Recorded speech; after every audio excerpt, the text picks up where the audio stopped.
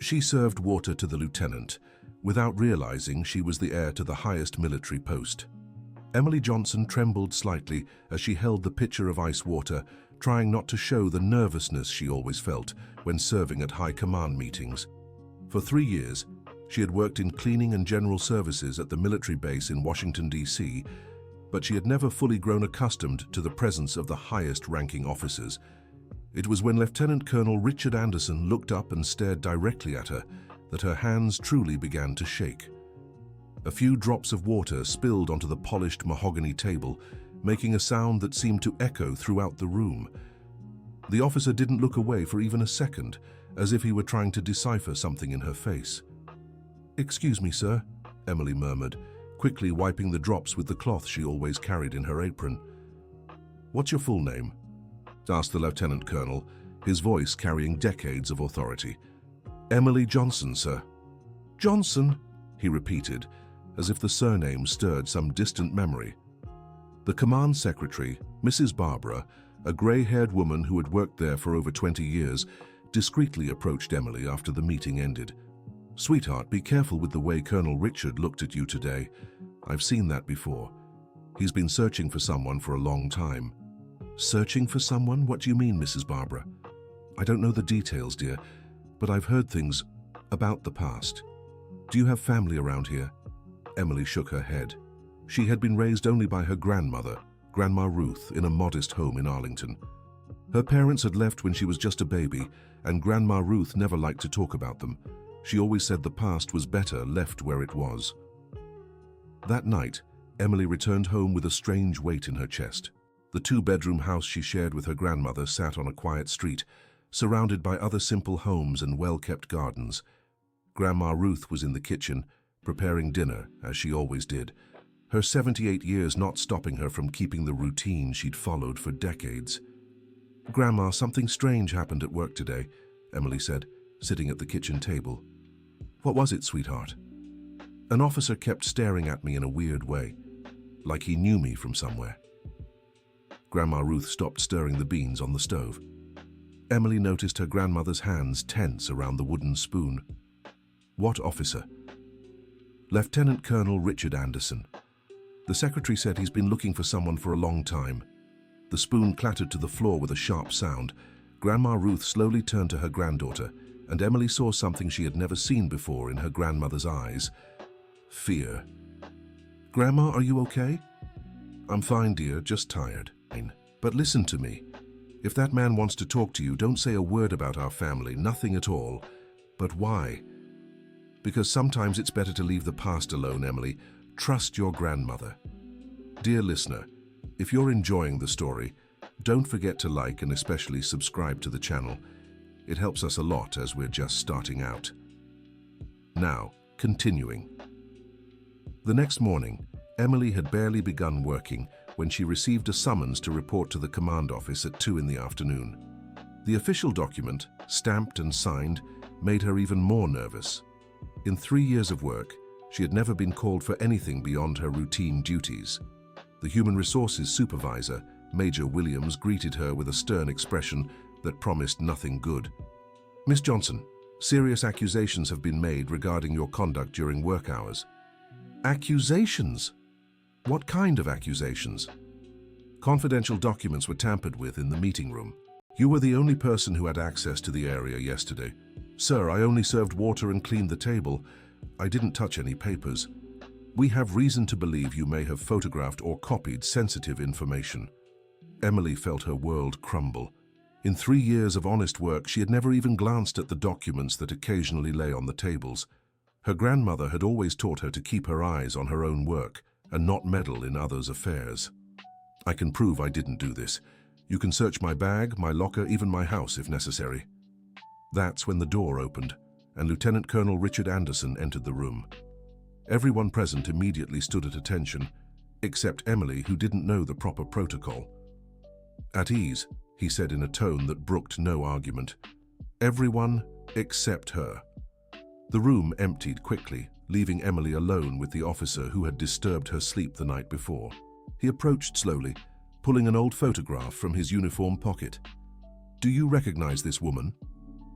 Emily looked at the black and white photo, yellowed with age. Her eyes widened. It was like staring into a mirror of the past.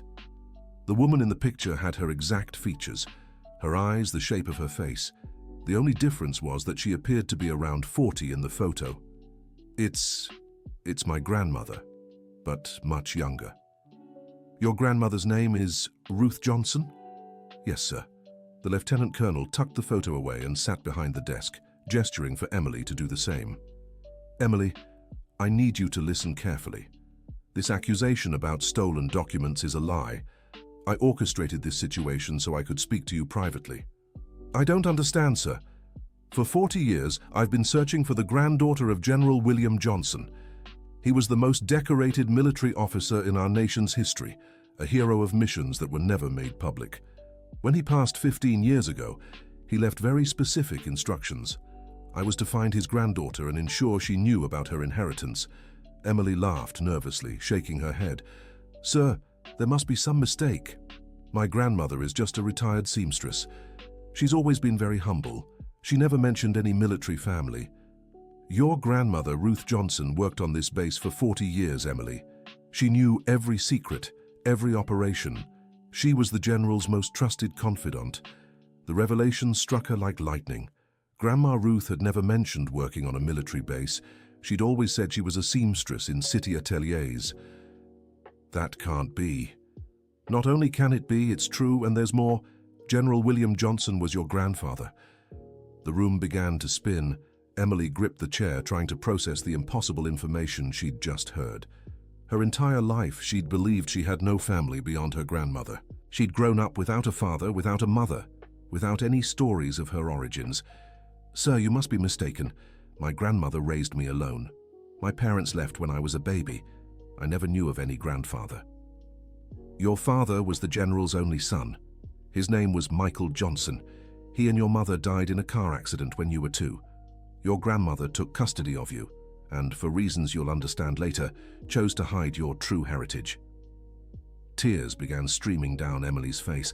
If what the lieutenant colonel was saying was true, her entire life had been built on secrets. Why would she keep this from me? Because the general asked her to. He'd lost his son and didn't want you growing up under the weight of military expectations. He wanted you to have a normal childhood, far from the dangers of our profession. The door burst open, cutting the conversation short. 2 officers entered without ceremony, their expressions tense. Colonel Richard, you need to explain why there's a civilian in the command office with access to classified information. One of them, Major Thompson demanded. And why are these conversations happening without higher supervision? Added the other, Captain Miller. The atmosphere in the room shifted instantly. Emily realized she had just gotten involved in something much bigger than she imagined. Gentlemen, this is a personal matter concerning General Johnson's will, replied Lieutenant Colonel Richard Anderson, keeping his voice steady. Will?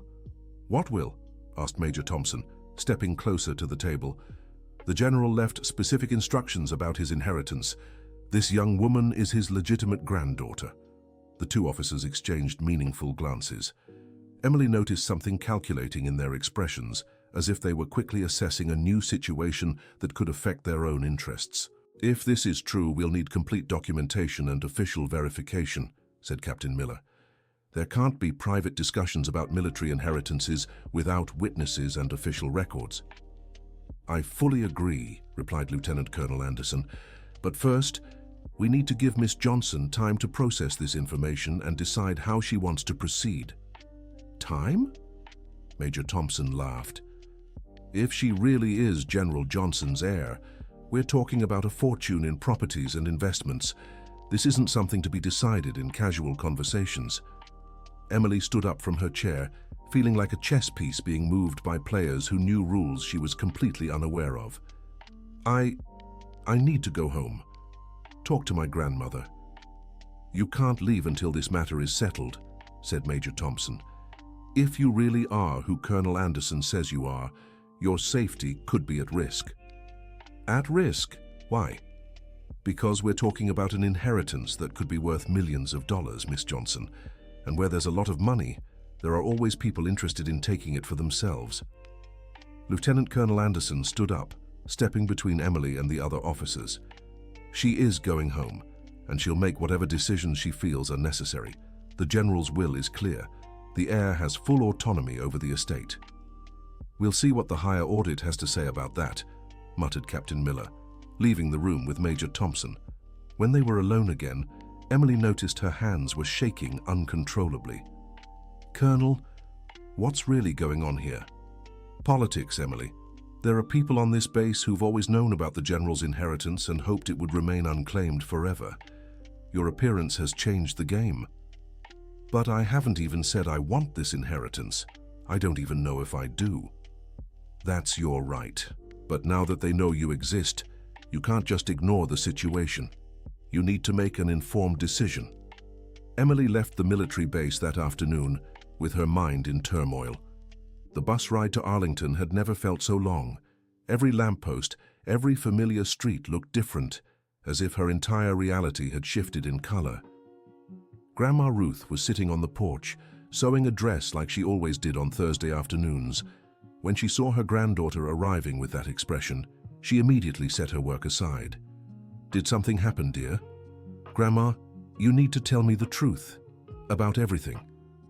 The truth about what? About General William Johnson. About how you worked on the military base for 40 years. About my grandfather. Grandma Ruth turned pale. Slowly, she folded the fabric she was sewing and placed it in the basket beside her chair. How did you find out? Lieutenant Colonel Richard Anderson came to see me today. He said he's been looking for me for a long time. Grandma Ruth sighed deeply, as if releasing a weight she'd carried for decades. Come inside, Emily. This conversation shouldn't happen on the porch. Seated in the simple living room, decorated with old but well-kept furniture, Grandma Ruth began to tell a story Emily Johnson had never imagined would be part of her life. Your grandfather, General William, was the most honorable man I ever knew. I started working on the base when I was 20, right after marrying your maternal grandfather. When my husband left on a military mission, the general offered me a job so I could support myself. But why did you never tell me? Because your father, Michael, grew up hating military life. He said his father never had time for family, that he was always on dangerous missions. When he married your mother, Jennifer, he swore you'd never know this side of the family. And when they passed away in the accident, the general was devastated. He'd lost his only son and had only you left in the world, but even then he respected Michael's wishes. He asked me to raise you away from all of it, so you could have a normal life. But he left me an inheritance. Yes, he did. He always said that when you grew up and could decide for yourself, you should know the truth. But he also said if you chose to keep the simple life you had, he'd respect that. Emily fell silent for several minutes, trying to piece together a puzzle she never knew existed. Grandma, this inheritance, Lieutenant Colonel Richard said it's millions. It probably is. Your grandfather was very careful with money. He never spent on luxuries, always invested for the future. He wanted to make sure you'd never go without. And you, why did you never use that money? We could have lived better. Because it wasn't mine, dear. It was yours. And because I learned happiness has nothing to do with how much money you have. We were happy here, weren't we? Emily looked around the house where she'd grown up, the simple walls, the old furniture, the smell of home-cooked meals always coming from the kitchen. Yes, they had been happy, happier than many wealthy people she knew. What do I do now, Grandma? Follow your heart, my dear, but remember, choices always have consequences, and sometimes they're not the ones we expect. That night, Emily barely slept. When she finally dozed off, she dreamed of a tall, elegant man in a military uniform smiling at her from afar but never coming closer. She woke with the strange feeling she'd met someone important in her dreams. The next morning, she arrived at work to find she'd been transferred from the cleaning department to the General Archives. The move, she was told, was temporary and for administrative purposes. The General Archives were in the basement of the base, a place few employees had access to. Emily spent the day organizing old documents, trying not to think about what she'd learned the day before. It was during lunch that she noticed something had changed in how her co-workers treated her. Conversations stopped when she approached, Curious glances followed her down the halls. In the cafeteria, the table where she usually sat was empty. Her usual co-workers were seated across the room, whispering among themselves. "Mind if I sit here?" she asked Megan, a cleaner she often talked to. "Of course, Emily, but is it true what they're saying?" "What are they saying?" "That you're the granddaughter of a wealthy general, and you're inheriting a fortune." "Where did you hear that?" "You know how it is on base, news travels fast. They say you're about to become a millionaire." Emily realized her troubles were only beginning. If the news was already spreading among the staff, it wouldn't be long before it reached people who might have an interest in taking advantage of the situation. After lunch, the base's veteran cook, Ms. Margaret, a 65-year-old woman who had worked there for over 30 years, discreetly approached her. "Sweetheart, I need to speak with you in private." They met behind the kitchen, away from prying eyes.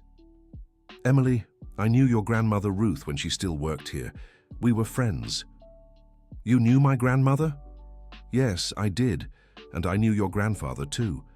General William was a good man, but his life wasn't easy. He had to make some very tough decisions throughout his career."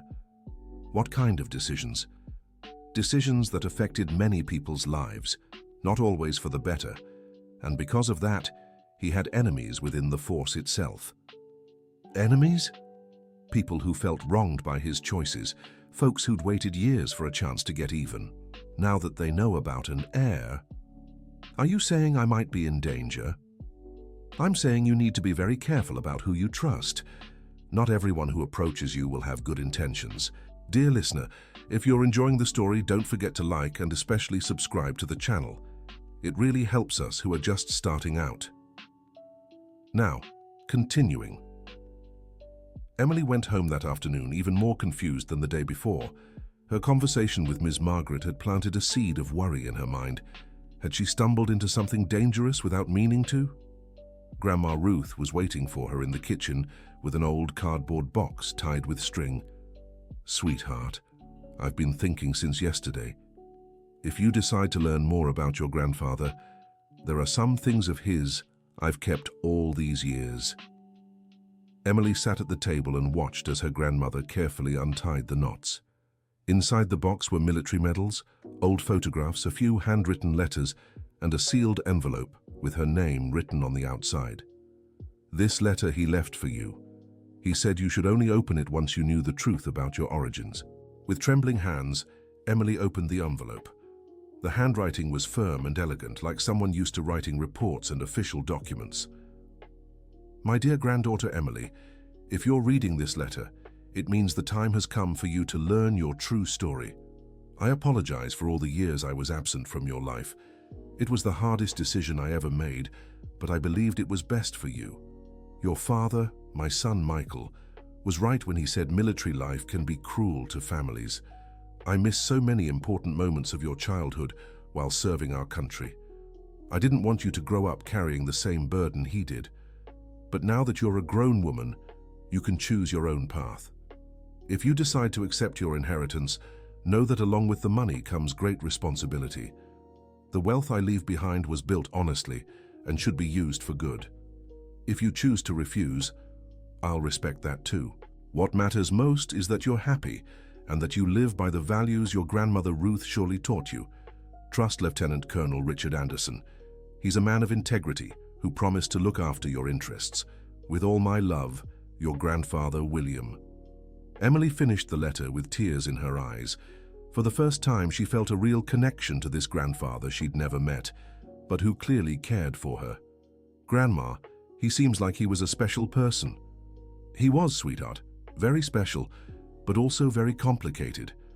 Military life shaped him in ways that were sometimes hard for the family to understand." "Do you think I should accept the inheritance?" "I think you should follow your heart, but I also think you should know all the facts before deciding." "What facts?" "Tomorrow, Colonel Richard is coming here. He said he needs to show you some things he can't show you on base." The next morning, Emily waited nervously in the living room when Lieutenant Colonel Richard arrived. He was in civilian clothes, which made him seem more approachable and less intimidating. "Good afternoon, Grandma Ruth. Thank you for allowing this conversation in your home." "You're welcome, Richard. It's been a long time since we last saw each other." "You know each other?" Emily asked, surprised. "Your grandfather and I were very close. Grandma Ruth was like a mother to me too." Richard sat in the armchair Grandma Ruth offered and pulled a folder of documents from his bag. "Emily, I need to show you the true extent of your grandfather's inheritance. It's not just money. It's a complex of properties and investments that generate significant economic activity in the region." He spread several papers across the coffee table. Emily saw land deeds, bank statements, and business documents. "Your grandfather owned 3 farms in rural Texas, 2 in Montana, shares in 4 logistics companies, a mining company, and investments in real estate funds. The total estate is valued at approximately $80 million. Emily felt her legs go weak. 80 million was a number she couldn't even begin to process.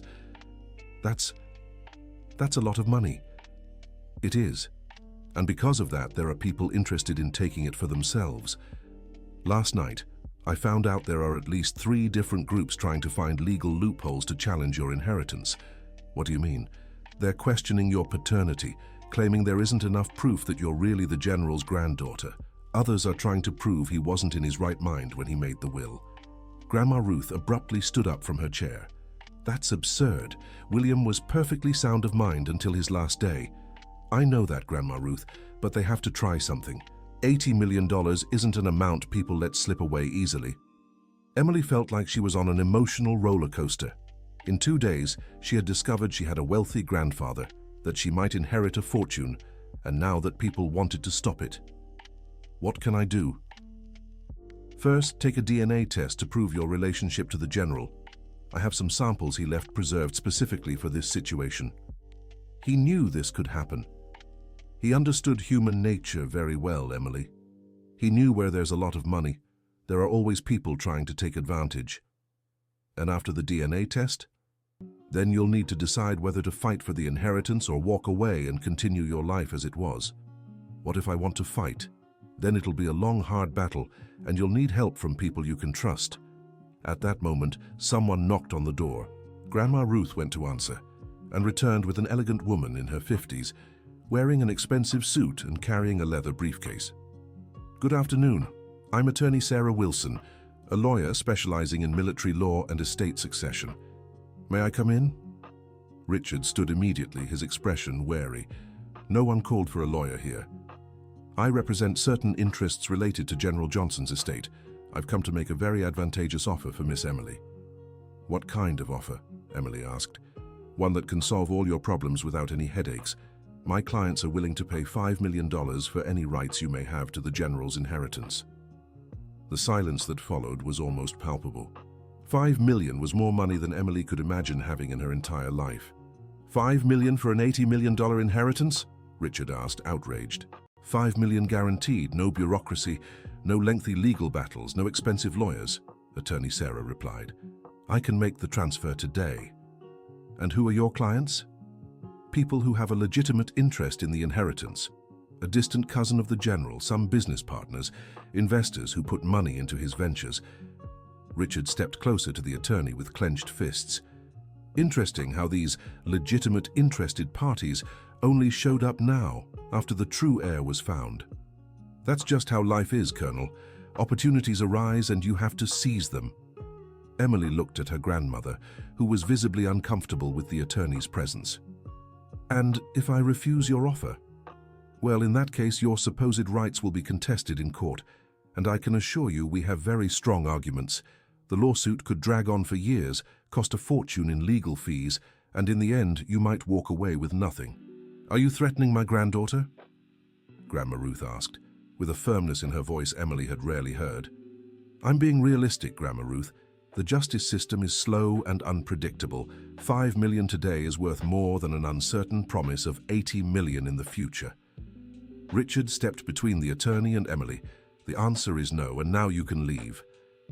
"The answer isn't yours to give, Colonel. It's Miss Emily's." All eyes turned to her. Emily felt the weight of a decision that could change her life forever. I need time to think." "Of course, but not too much time. My offer stands for 48 hours. After that, things could get a lot more complicated." Attorney Sarah Wilson left a card on the table and walked out of the house, leaving behind a tense and heavy atmosphere. "Grandma, what do you think?" "I think that woman has snake eyes, dear, and snakes only show up when they smell prey." "She's right about one thing," Richard said.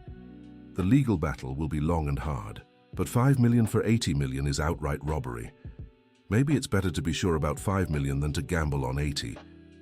"Emily," Grandma Ruth said, holding her granddaughter's hands, "your grandfather left this inheritance specifically for you because he believed you'd put it to good use. If you hand it over to these people, they'll use it for purposes he'd never approve of." "How can you be so sure?" "Because I know the kind of people who chase easy money. I've seen it happen before."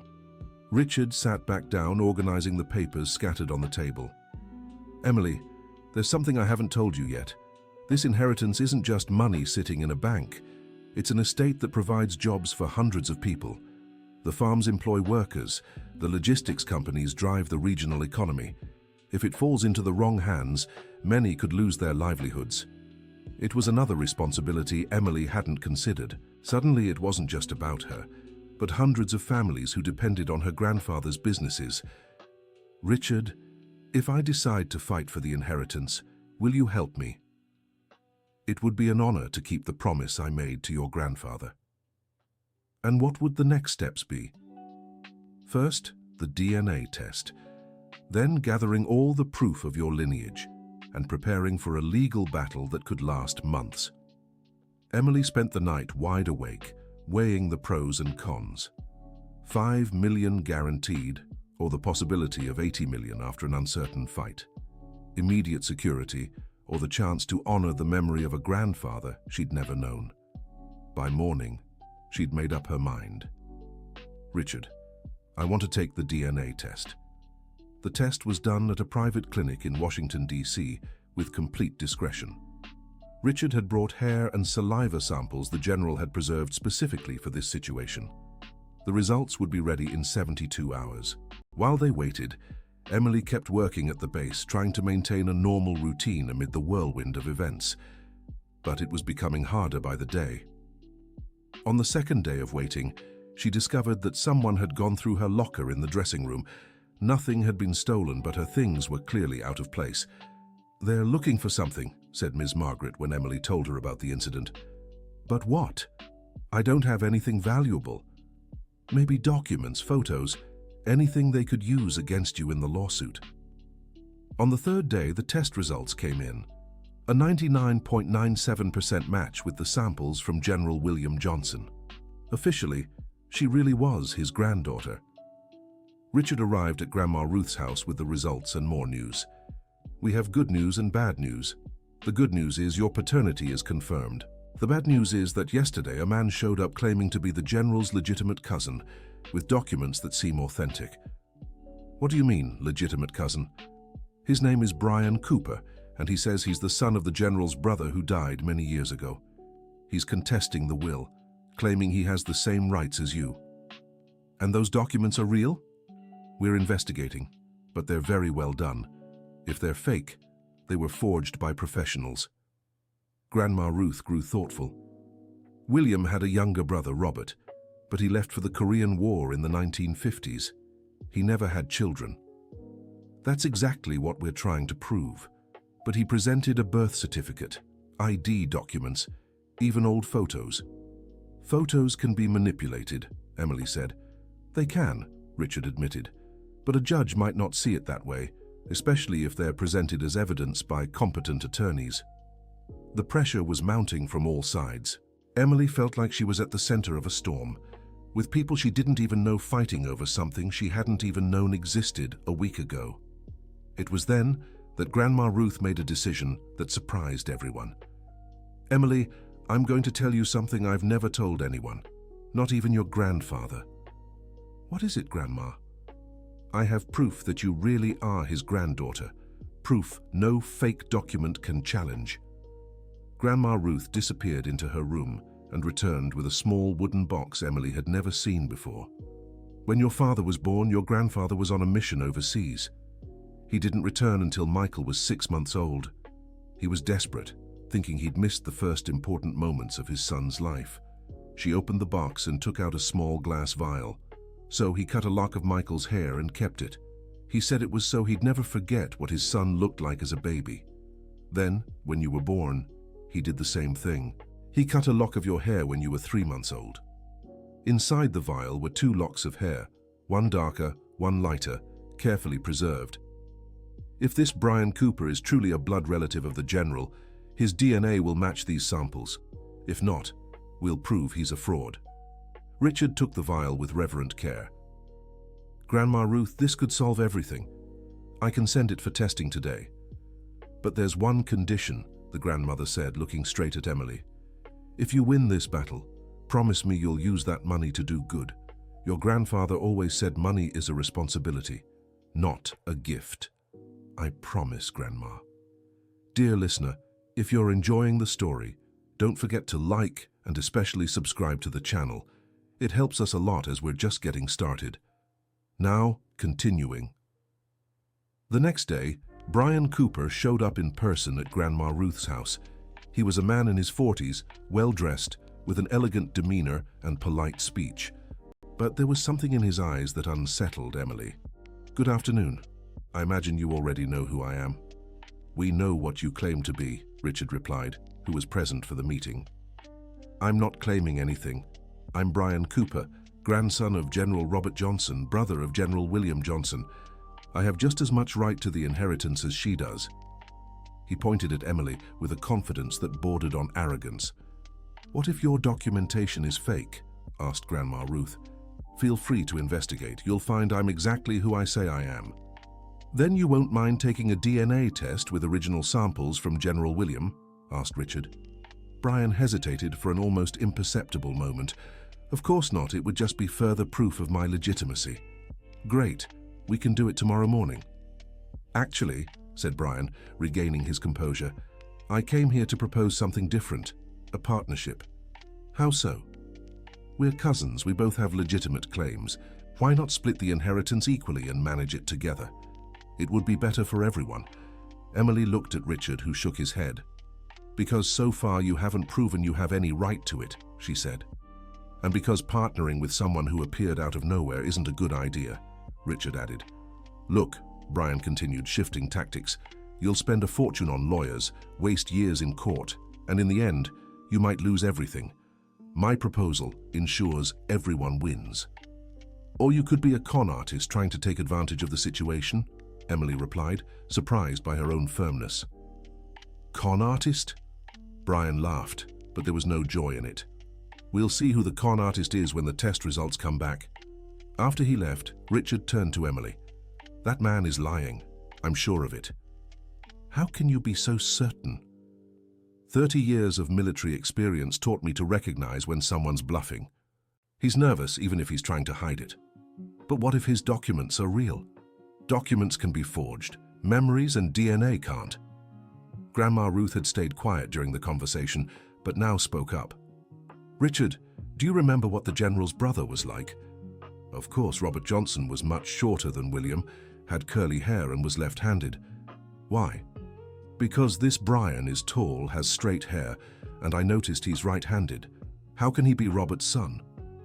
Physical traits can skip generations, Emily considered.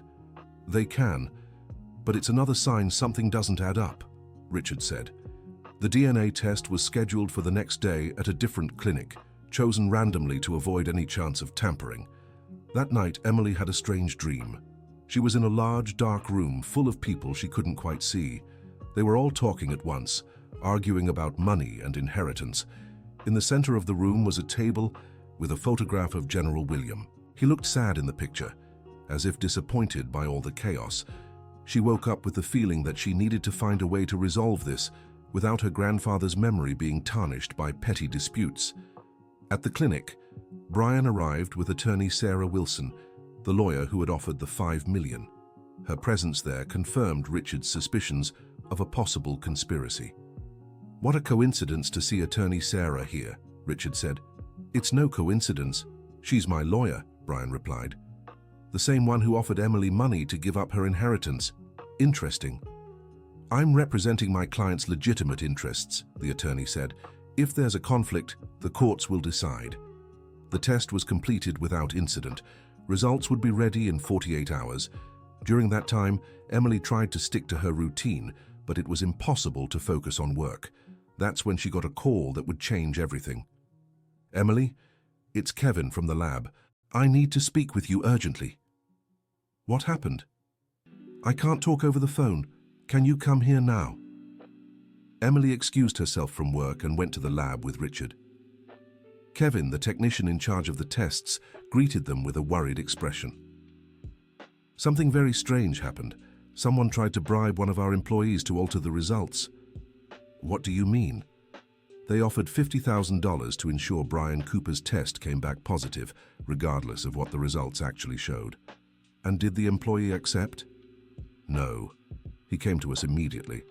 But this means there are people very interested in manipulating the results." Richard and Emily exchanged meaningful glances. "Can you guarantee the integrity of the tests?" "We can. We've already replaced the entire team in charge and will rerun the tests with new samples, but this will delay the results by 2 more days." When they left the lab, Richard was visibly irritated. "This confirms Brian Cooper is an imposter, and it confirms there's a lot of money behind this operation. Enough money to corrupt lab employees, and probably enough to corrupt others too. We need to be very careful." That afternoon, Emily decided to go to the military base to retrieve some belongings she'd left in her locker. When she reached the locker room, she found 2 colleagues whispering, $50,000 just to say she can't be trusted. "But that's a lot of money. It would pay off my house. All you have to do is make up a story about her doing something wrong." Emily hid behind the lockers, trying to hear more. "The man said she's trying to steal money that isn't hers. If it's true she's a general's granddaughter, why does she still work here? He said people like her are dangerous, pretending to be humble but really ambitious." Emily felt sick to her stomach. They were trying to buy witnesses to testify against her. She left the locker room without her belongings and ran home. "Grandma, they're trying to pay people to lie about me." Grandma Ruth was in the kitchen, making dinner as if nothing in the world was happening. "I expected this, dear." "What do you mean?" "When there's a lot of money at stake, there are always people willing to lie for a piece of it. Your grandfather taught me that." "But what do I do?" "Keep being who you are. The truth always comes out in the end." "What if the truth isn't enough?" "It will be, because you have something money can't buy." "What's that?" "Integrity. And people with integrity attract others with integrity." As if he'd overheard the conversation, Richard arrived just then with news. "I got some information about Brian Cooper. He does exist, but his story doesn't add up." "What do you mean?" "He was born in Chicago to well-known parents. He was never connected to the Johnson family. Someone must have paid him well to take on this fake identity. So he really is an imposter." "Definitely. But he has very well-forged documents. It'll be hard to prove in court without the DNA." "What if they try to manipulate the new test too?" "They won't succeed. We're taking special precautions now. In fact, I found something interesting. Attorney Sarah Wilson was hired by a shell company registered in the Cayman Islands." "What does that mean?" "It means there's international money involved in this. Someone very powerful wants to take your grandfather's inheritance." The revelation left Emily even more frightened. If international money was involved, she was dealing with people who had virtually unlimited resources. "Richard, maybe I should just take the $5 million and end this." "Emily!" Grandma Ruth turned from the stove with a stern look. "Your grandfather didn't build that fortune so it could be handed over to thieves. But I can't fight people like this." "Yes, you can," Richard said, "because you're not alone." "What do you mean?" "Remember when I told you your grandfather had many loyal friends? Well then, they're still alive, and they won't let his memory be tarnished by these kinds of people." The next day, Richard brought 3 men to meet Emily. They were all retired military veterans who had served with General William. "Emily, these are Colonels Harrison, Peterson, and Stevens. They were your grandfather's closest friends." "It's an honor to meet the General's granddaughter," said Colonel Harrison, a tall, elegant man with white hair.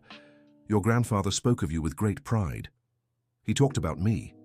"Of course he did," replied Colonel Peterson. "He always said he had a beautiful, intelligent granddaughter who was growing up away from military life, but would one day make a difference in the world." And he always said that when the right time came, you'd know what to do with his legacy, added Colonel Stevens. Richard explained the whole situation to the three veterans. They listened in silence, but Emily could see the outrage growing in their eyes. "This is unacceptable," said Colonel Harrison. "We won't allow opportunists to profit from our friend's death." "What can you do?" "More than you think," replied Colonel Peterson. "We have connections, experience, and most importantly, information about people who might be involved in this conspiracy." "What kind of information?" "For example," said Colonel Stevens, "we know that 5 years ago a group of international investors tried to buy the general's land for half its market value. He refused, of course. Now they must be trying to get it another way." "And we know who these investors are," added Colonel Harrison. Richard leaned forward, intrigued. "Who are they?" "A Canadian investment fund that buys U.S. land for real estate speculation. They have a history of using unethical methods to get what they want." The puzzle piece finally clicked. This wasn't just a simple family dispute. It was a planned operation to seize a valuable inheritance. But how did they find out about the inheritance? "Someone inside the base leaked the information," said Richard. "It has to be. And that someone might be getting paid by the same investors," added Colonel Peterson. Emily felt a chill. There were people inside the military base working against her. "What do we do now?" "First, we wait for the DNA results. Once we prove that Brian Cooper is an imposter, it'll be easier to expose the whole operation," said Colonel Harrison. "And then?" "Then you officially claim the inheritance, and we figure out together how to protect your grandfather's legacy from the vultures," replied Colonel Stevens. That night, Emily talked at length with Grandma Ruth about the whole situation. "Grandma, I'm scared. These people seem really powerful." "They are, dear. But power based on money is fragile. Power based on principles is eternal." "How can you be so sure?" "Because I've seen many powerful people fall when the truth comes out, and because I trust the upbringing I gave you." "Upbringing?" "I taught you to be honest, hard-working, to respect others, and to fight for what's right. Those are stronger weapons than any amount of money. But what if it's not enough? It will be, because you're not just fighting for money. You're fighting for your grandfather's memory and the right to decide your own future." 2 days later, the results of the second DNA test arrived. Brian Cooper had 0% genetic match with General William Johnson. He was officially an imposter. Richard arrived with the results and even better news. "Not only is he a fraud, but we've uncovered his real identity. His name is Brian Heiress, an unemployed actor from Chicago, and he was paid $200,000 to pose as the general's cousin." "And who paid him?" "A company registered in the Cayman Islands, exactly as we suspected. So now we can charge him with fraud." "We can. But the best part is, he decided to confess everything in exchange for immunity." "He confessed?" "He did. And he said there are more people involved. A lot more." The next day, Brian Cooper showed up at the police station with a different lawyer, no longer attorney Sarah Wilson. "I want to make a deal," he said, visibly nervous. "I'll tell everything I know in exchange for not being charged." The detective handling the case was an experienced man who had seen many scams before. "You can start talking." "I was hired by a man named Scott Harrison, who introduced himself as a representative of a Canadian fund. They wanted the general's land at any cost." "And what exactly was your role?" "To pose as his cousin, contest the inheritance, and split the assets with them. I'd get 10% of the total." $8 million for a scam," Richard said, shaking his head. "They said it was easy money, that no one would get hurt," Brian tried to justify. "And attorney Sarah?" "She was their lawyer. She knows all the schemes, has connections with corrupt judges, knows how to fake documents." "Where is she now?" "I don't know. After the DNA results leaked, she disappeared. Just left a note saying I was on my own." Brian's confession opened the floodgates to a much larger investigation. The Federal Bureau of Investigation was called in, as it involved an international asset theft scheme. While the investigations unfolded, Emily Johnson finally had her right to the inheritance officially recognized. But now she faced a new challenge: what to do with such responsibility. The veteran colonels offered to help manage the assets, but made it clear the final decisions would always be hers. "What do you think my grandfather would have wanted me to do?" she asked during a meeting at Grandma Ruth's house. "I think he'd want you to follow your heart," Colonel Harrison replied, "but also to use your head." "What do you mean?" "His estate generates income and jobs. If you give it all up, a lot of people will be hurt," Colonel Peterson explained. "But if I keep it all, I'll feel guilty for having so much money." "Who said you have to keep it all?" Grandma Ruth asked. "What do you mean, Grandma?" "You could use some of the money to help others. Your grandfather was always generous." "What kind of help?" "Scholarships, job creation, community investment," Colonel Stevens suggested. "You could start a foundation," Richard said. "Use the investment income to fund social projects." The idea began to take shape in Emily's mind. She could honor her grandfather's memory while making a difference in others' lives. "But I don't know anything about running businesses or foundations." "That's why we're here," Colonel Harrison said, "to help you learn." "And that's why you'll keep studying," Grandma Ruth added. "Money without knowledge is dangerous." In the following months, Emily began taking business and financial management courses. She kept her job at the military base, not out of necessity now, but by choice. She wanted to stay grounded and not lose touch with her roots. The FBI investigation revealed the scheme was far bigger than they'd imagined. There were at least 5 similar cases in different states, always involving large rural properties and families with no apparent heirs. Attorney Sarah was caught trying to leave the country with fake documents. She was arrested and confessed the entire operation in exchange for a reduced sentence. Scott Harrison, the Canadian who coordinated everything, was never found. He'd likely used a fake identity from the start. 6 months after first serving water to Lieutenant Colonel Richard Anderson, Emily Johnson was officially in charge of an $80 million fortune. But instead of moving to a mansion, she continued living with Grandma Ruth in the same modest house in Arlington. "People don't understand why you haven't changed your life," Richard said during one of his visits. "Because my life was already good before I knew about the inheritance. The money just gave me more responsibilities, not more happiness." "And the plans for the foundation?" "I've already chosen the name. General William Johnson Foundation. It will fund education for underprivileged youth and support for military families." "Your grandfather would be proud." "I hope so." Grandma Ruth came in from the kitchen with a tray of coffee, as she did every afternoon. "Richard, tell her about the surprise." "What surprise?" "We managed to locate some of the general's personal diaries. They were in a safe he kept in Chicago." Richard pulled out a leather-bound notebook with yellowed pages from his bag. "He wrote about you from the day you were born. There are records of all your birthdays, your first words, your first day of school. He followed your life from afar, but he followed every important moment." Emily took the diary with trembling hands.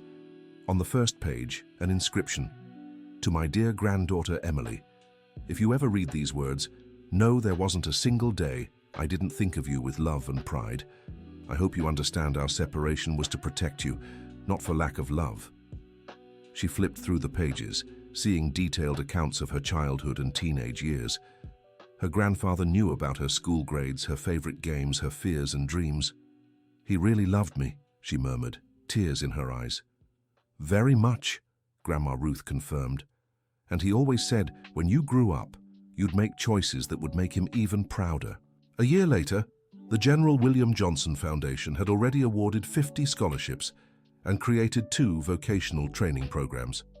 Emily had learned a lot about management and discovered she had a natural talent for leadership. She still worked at the military base 3 days a week and dedicated the other 2 to the foundation. On weekends, she helped Grandma Ruth in the garden and cooked the recipes she'd learned from her grandmother. "Do you regret turning down the $5 million?" Richard asked one afternoon. "Never. Those $5 million would have only solved my problems. These $80 million are solving problems for so many people. And plans for the future. I want to expand the foundation, create more programs, help more people, and maybe one day have a family to teach the values my grandmother taught me. Your grandfather would be so proud of the woman you've become." "I hope so, because it was his love, even from afar, that gave me the strength to get here." That night, Emily sat on the porch with Grandma Ruth, watching the starry sky. "Grandma, thank you for lying to me all these years." "Lying?" "About our humble origins, about not having family. Thank you for giving me a normal childhood. I didn't lie, dear. We really are humble. Money doesn't change that. And family is who stands by you, not who leaves you an inheritance. You're right, as always. And now? Are you happy with the choices you've made? Emily looked at the simple house where she grew up, thought of the growing foundation, the people she was helping, the memory of the grandfather she was honoring. I'm happy, Grandma, very happy. Then was all the trouble worth it? It was, because I learned that a real inheritance isn't what we receive but what we leave behind. Grandma Ruth smiled and went back inside. Emily stayed on the porch a little longer, gazing at the stars and thinking of the grandfather she'd never met in person, but who had been present in her life all along. In her pocket, she always carried a photo of him as a young man, wearing his military uniform and smiling at the camera. On the back of the photo was an inscription, "To the granddaughter I have yet to meet. May your life be filled with purpose and love." And that was exactly what she was building, a life full of purpose and love, using the inheritance she received not just for herself, but to make a difference in the world. 5 years later, the General William Johnson Foundation was nationally recognized as one of the most effective social project organizations in the country. Emily had become a reference in foundation management and was often invited to speak about social responsibility. During one of these lectures at Georgetown University, a young student raised his hand during the Q&A session. "Professor Emily, what was the hardest moment in this entire journey?" She thought for a moment before answering. "The hardest moment was when I had to choose between the security of the guaranteed 5 million and the uncertainty of the possible 80 million. But I realized I wasn't choosing between amounts of money. I was choosing between giving up or fighting for what was right." "And weren't you afraid of losing everything?" "I was terrified. But my grandmother taught me that fear isn't a reason to avoid doing what's right. It's just a sign that what we're doing is important." What advice would you give to young people facing difficult decisions? To remember that every choice has consequences, but living with the consequences of doing the right thing is always easier than living with the consequences of doing the wrong thing. After the lecture, Emily returned home to Arlington. Grandma Ruth, now 83, was in the kitchen preparing dinner as she always did. "How was the lecture, dear?" "It was good, but the best part is always coming home. To this humble little house. To this little house that taught me happiness has nothing to do with the size of a home or the amount of money in the bank.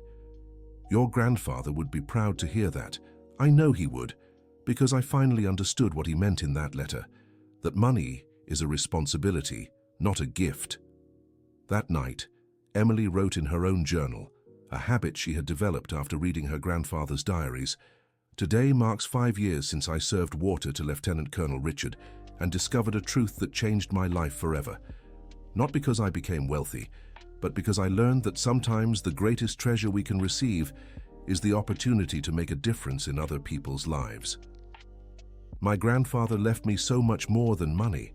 He left me a legacy of integrity, an example of how to use power responsibly, and most of all, the understanding that true wealth is measured by the good we do, not by what we possess. Today, the foundation has helped over 1,000 families.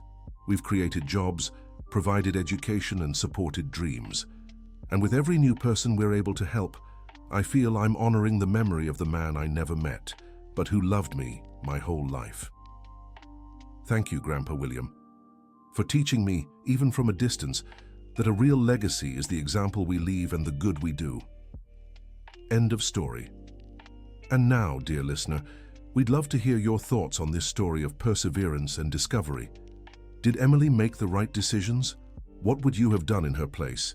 Leave a comment sharing your take on her journey and where you're watching from. If this story inspired you in any way, share your heartfelt words with us. Thank you so much for joining us, and don't forget to like and subscribe to the channel so you don't miss other moving stories.